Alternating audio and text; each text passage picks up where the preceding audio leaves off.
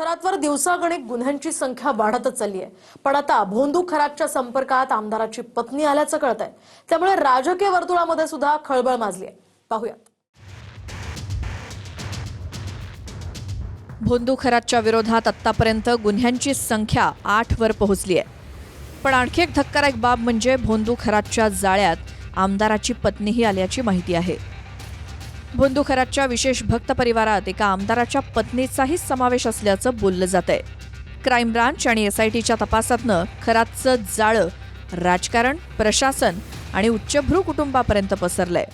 अंधश्रद्धा, लैंगिक शोषण आणि आर्थिक फसवणुकीच्या प्रकरणांमध्ये खरातची चौकशी सुरू झालेली आहे. संबंधित आमदार पत्नीकडनं अद्याप तक्रार दाखल झालेली नसून तपास यंत्रणांचं याकडे लक्ष आहे. एक दिवसाआधीच अधिवेशनात आमदार जितेंद्र आव्हाडांनीही 38 आमदारांनी खरातकडे जाऊन करंगळ्या कापल्याचं म्हटलंय.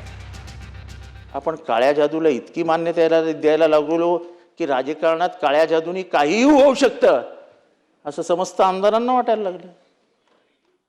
38 आमदारांची लिस्ट आहे त्याच्याकडे जाणाऱ्या करंगळ्या कापणाऱ्या. अशोक खरातच्या भोंदूगिरीला आजवर अनेक जण बळी पडलेत. खरातच्या भोंदूगिरीला बळी पडलेल्या राजेंद्र जासुदांनी पोलिसांच्या दिलेल्या जबाबात नकली सापाची कहाणी सांगितली. अशोक खरात भक्तांना अवतार पूजा आणि नागदेवतेचं दर्शन घडवण्याच्या बहाण्यानं ईशानेश्वर मंदिराच्या पाठीमागे घेऊन जायचा. मी पूजा करतोय, आता नागदेवता येईल, पण तुम्ही हातात दिलेले तांदूळ खाली पडून देऊ नका, अन्यथा तुम्हाला नागदेवता दंश करेल असं खरात सांगायचा.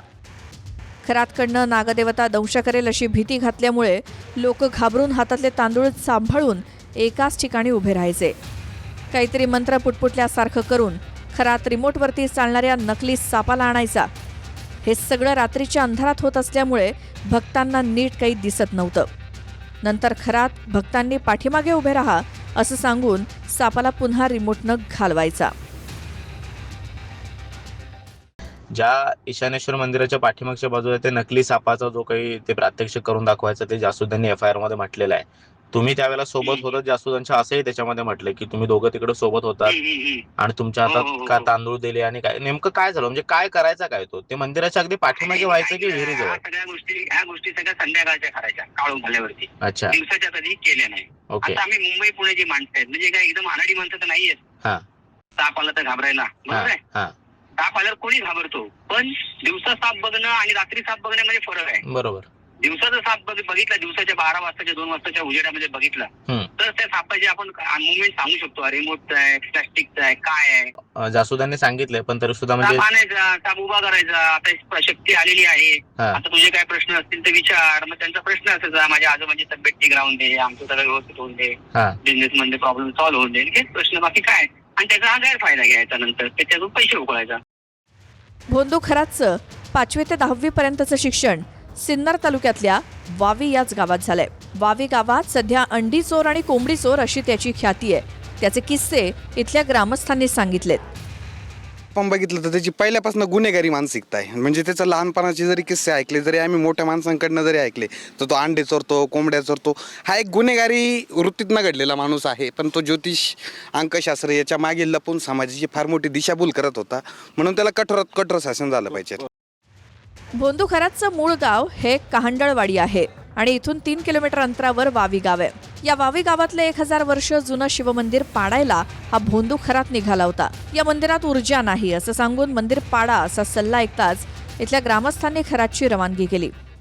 आमच्या ग्रामस्थांबरोबर ते अशोक खरात इथं आले होते, तर त्यावेळेस त्यांनी सांगितलं आणि देवाला नमस्कार न करताना पायानं देवाला दाखवलं की ह्या देवाच्या पाया पडू नका म्हणे.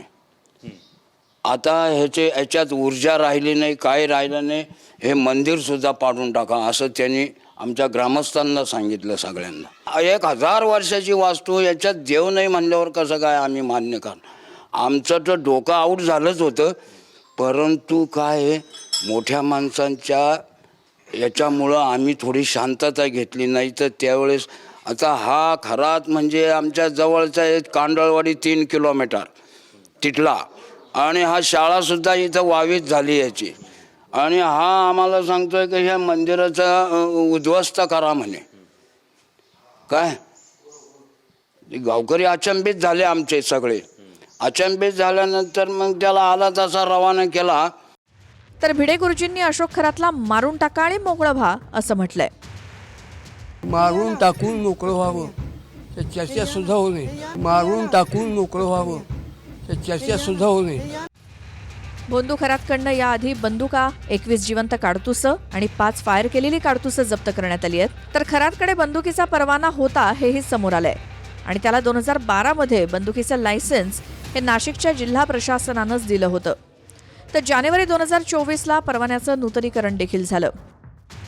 तर नाशिकच्या ज्या ओकस कार्यालयात खरात महिलांचं लैंगिक शोषण करायचा ते कार्यालय SITनं सील केलं आणि शिवनिका संस्थांचं बँक अकाउंट गोठवण्यात आलंय. कुणाल जायकरसह चंदन पुजारीकारी, TV9 मराठी, नाशिक.